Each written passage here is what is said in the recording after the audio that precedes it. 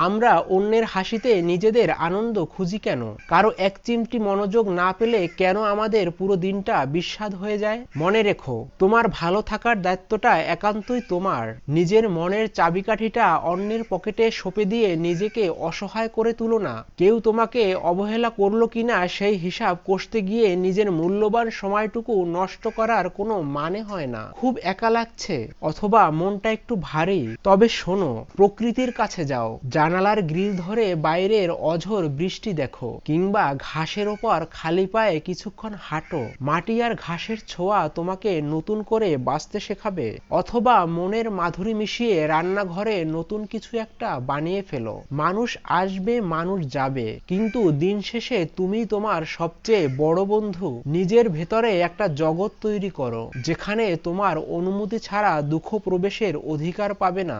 নিজের আলোয় নিজেই আলোকিত হও।